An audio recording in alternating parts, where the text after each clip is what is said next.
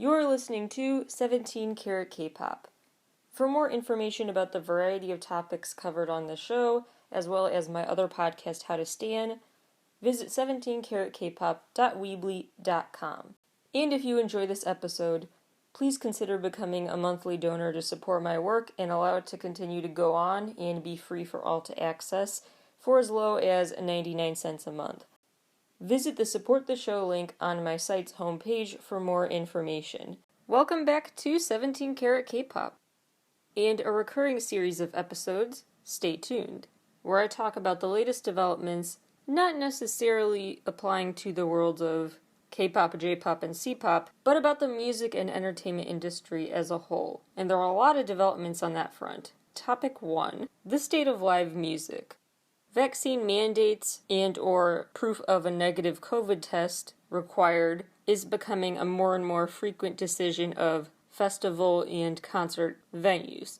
The latest example being AEG Live, which owns Coachella, New Orleans Jazz Fest, Firefly Fest. If you've been to a major noteworthy festival in the USA, you've probably been to an AEG event. So by October 1st, you have to start showing a vaccine card or proof of a negative COVID test to enter. Live Nation is also mandating vaccines for their employees starting October 4th. They will pay for your day off if you need it for both vax appointments to get both doses. Major companies outside of the concert industry, like Netflix, have also implemented a similar mandate. Events that have taken this approach so far have turned out okay. Could have been much worse. For example, with Lollapalooza, enough time has passed now to start figuring out if it caused a COVID surge, because the pictures and videos made it look like it probably would, despite the high vaccination rate of the crowd. Around 90% of the people who came didn't have to take a negative COVID test on site. They already had proof of vaccination. As of recording time, a little over 200 cases can be directly linked back to attendance at Lollapalooza. For context, the event estimated about 385,000 total attendees, so 203 cases out of 385,000 people packed together. Not as bad as I feared. And, again, as of recording time, there have been no reported hospitalizations or deaths from those COVID cases. Obviously, there are a ton of caveats here, like a lot of people probably didn't report because they don't know where they got COVID and didn't directly attribute it to Lollapalooza because they were unsure. But I just think it's very noteworthy how the live music scene doesn't have to be totally shut down like last year again. This event is kind of proof that maybe we can't prevent the spread of COVID, even among vaccinated people, and the transmission rate is super low compared to if this had been an unvaccinated crowd. And it's also reassuring and shows that if you're vaccinated and you catch COVID at one of these big packed events, that doesn't necessarily mean you're going to die from COVID. You may not even have to be hospitalized. It might be a mild cold for you, because the symptoms are often a lot less intense for people who have been vaccinated and have what they call breakthrough cases, which are just bound to happen. But when they do, you are much less likely to be hospitalized or die from it.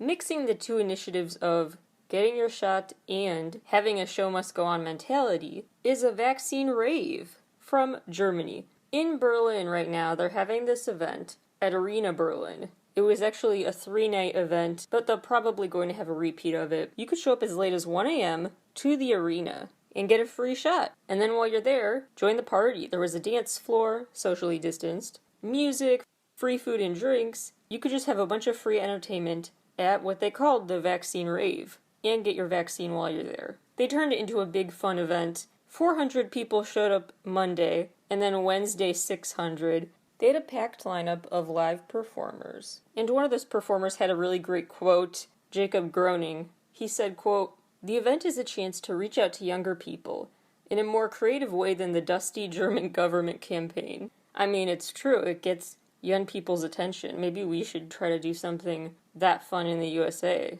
The venue had been used for vaccinations before, but this is the first time they turned the waiting room into a dance floor. Maybe that's what we need to do at more locations, turn their waiting rooms into a fun dance floor or something. This is also really huge, not just for encouraging vaccination, but for club culture in general, and showing how united the nightlife scene, the people who work at clubs, can really come together, especially in Germany. Club culture is really big there. All the DJs, everyone else who puts on the live entertainment every night, really helped take the initiative here to save their industry together, which I think is really cool. Category 2 of news, the metaverse. The digital world, what is going on there? Well, artificial intelligence continues to make headlines. For some reasons that you may find concerning and others that sound exciting to me, there is a new singing competition series called Alter Ego, which features virtual avatars performing in the show. So instead of performing like you would on American Idol or something, your virtual character performs for you. Motion capture technology is going to be used to complete these images. There are a lot of judges, but Grimes is one of them, and that's what matters to me. We love to see it. Meanwhile, the Venice International Film Festival this year has this lineup that is expanded. It's called Venice VR, and 37 different AI-related works are going to be featured from 21 different countries. Then there is Holly Herndon, who is a singer who actually made her own deepfake called Holly Plus. So you can use this artificial intelligence to make your own song using her voice. Let's step back for a second because that's a lot to take in. Avatars are singing, avatars are going to film festivals, basically. Computers are being used to digitize and preserve the voices of artists. You know how I feel about some of this stuff from my How to Stand series. I've gone on in episodes like the one about Miku and Michaela, and also of this show, the episode If I Could Turn Back Time, If I Could Find a Way V, and similar episodes. You know already my extensive feelings about virtual characters in the CGI world, and how these virtual stars are really cool and worth thinking about more positively, or at least stop before rushing to the snap, that's creepy judgment. Once you get over some initial uneasiness, the uncanny valley of it all, there's some really cool developments happening here. And the pandemic really put that on display. It accelerated the trend we already had in motion of CGI becoming a more normalized presence in pop culture. And people can then, while socially distanced, still connect through the metaverse and see how we are all part of this shared world still and feel a part of something together. So with this competition show, I give it a thumbs up. I think if you're really insecure and scared to show your face, letting your alter ego audition for you sounds really cool. It's kind of like The Voice, where they don't see what you really look like when they judge your voice, so just something to think about. The VR event at Venice Film Fest, I give that a thumbs up too, because, again, during the pandemic, that stuff is just a way to keep the entertainment going even when it has to be limited in person. As for Holly Herndon's deepfake, I give that a thumbs up too. The counter argument with using your own deepfake is, of course, any promotion of that type of technology can influence and teach people with bad intentions how to use it too. But I just think technology will inevitably get more complex, so I don't operate on the basis of fearing what the wrong party is going to do with said technology. Not doing a tech advancement because you worry about potential unintended consequences. I just don't know if that's the right way to look at it. But that's just my take on it. I think it's smart that she kind of went ahead of the game. No hacker is going to try to leak or create some sort of deep fake of her if she did it for them. Then clearly she's unbothered by being deep faked, so why would they target her to annoy her? But then again, they could use her voice, and she basically handed them the ability to use her voice to make her say things she didn't actually say. So overall, thumbs ups, slightly lowered, timid thumbs up for Holly Herndon's idea. I do think, though, this is different with Miku, who I've talked about before. Is just so cool because she's not a real person. She is a cartoon, and so what's called her vocal box is free for any fan to use to make a song. So they can make a song. Don't worry about the traditional songwriting ecosystem gatekeepers, and they can get their song out into the world by having Miku sing it for them. So that freedom to just not have copyright hurdles or anything to get your song out there is a really cool thing. What makes this conversation different is the fact Holly is a real person letting you use her voice, which complicates it.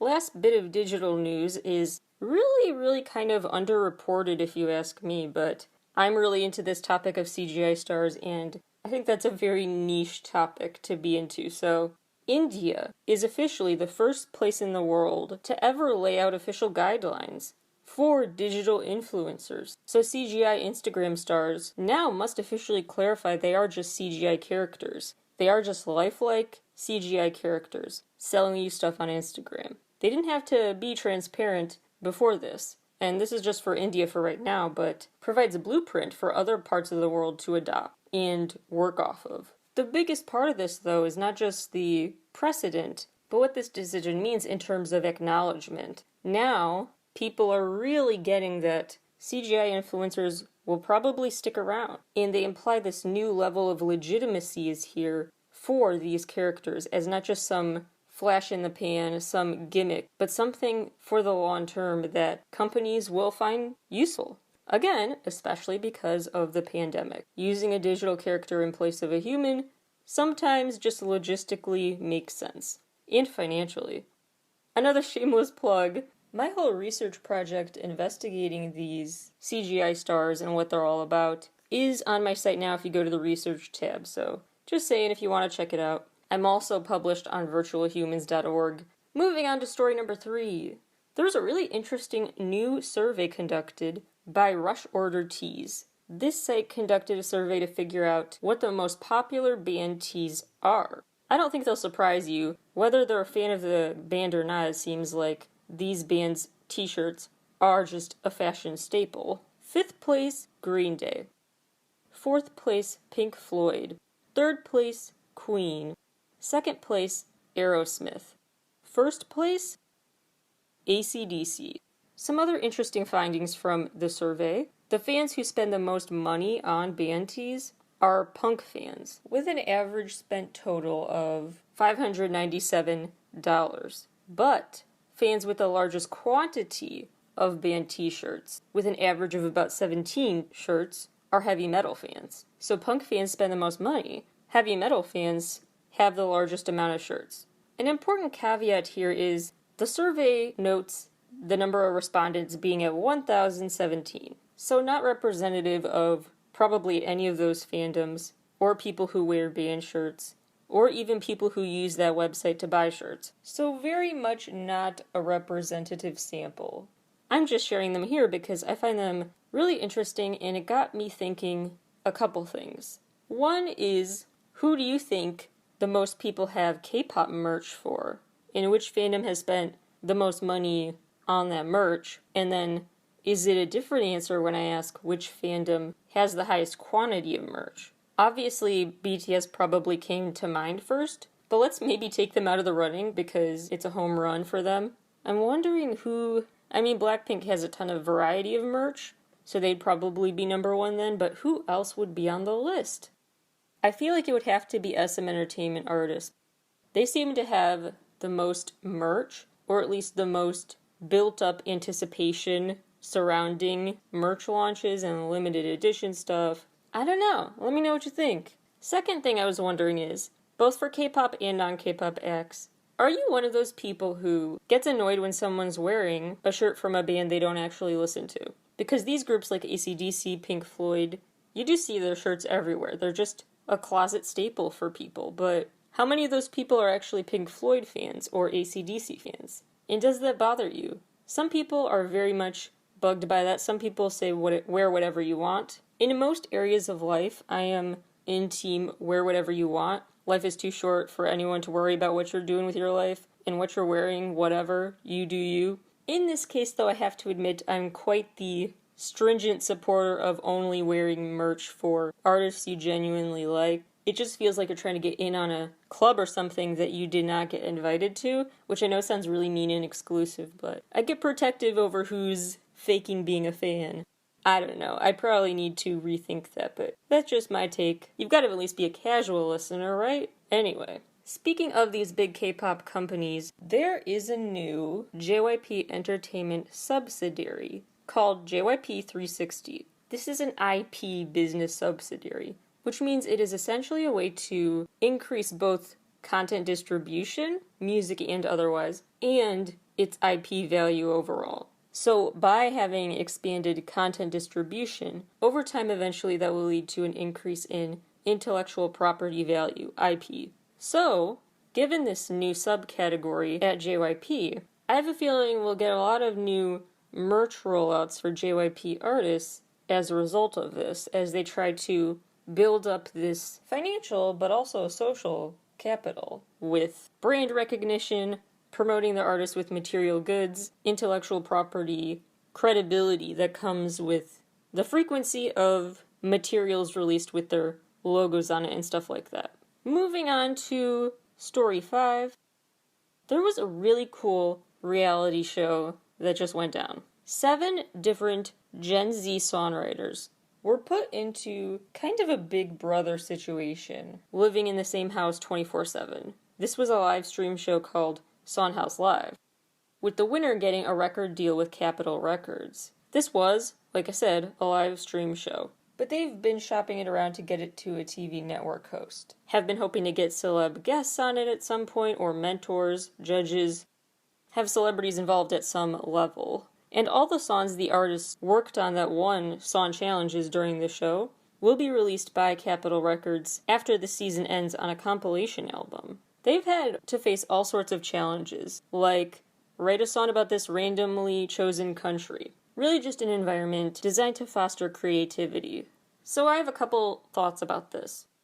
One is that I do think it is very cool for an idea, but 2 things make me wish I could see behind the curtain more about how these 7 people were chosen.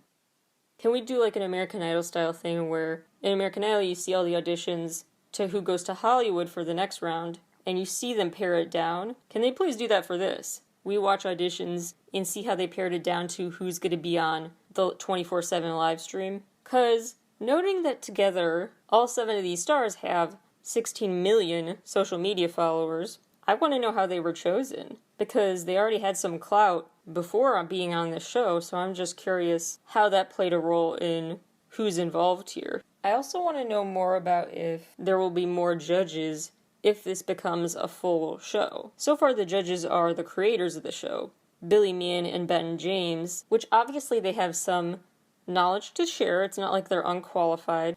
Billy is a Grammy-winning songwriter and producer, and Ben James is an A&R executive, but 2 guys? That's it? Maybe we should all vote, or there should at least be more celebrity voters. I just have some suggestions for this show, but I think it's a great idea, and really interesting to watch and learn to better appreciate the songwriting process and how it unfolds. This next story is one that is one of my favorite stories I've ever talked about, I think. It's a really, really cool, innovative story, which, as always, I will link to on my show's newsletter. There's this musician, Yoko Sen. She is a former member of the band Dust Galaxy, making ambient and electronic music. And she was hospitalized in 2012 and got so annoyed by all the beeping machines. And so she really started to think about this. And given her ambient sound experiences, she thought there's got to be a better sound. Why is hospital equipment so loud and annoying? That's got to mentally affect my recovery, my well-being, my attitude. Physical and mental health connections are everywhere, even in the noises we hear. She noted that one of the notes hospital equipment makes is something she said, quote, in medieval times was known as the devil's interval. And actually it used to be banned from churches, so you couldn't perform that specific note in a church. But it's in hospitals all over the place.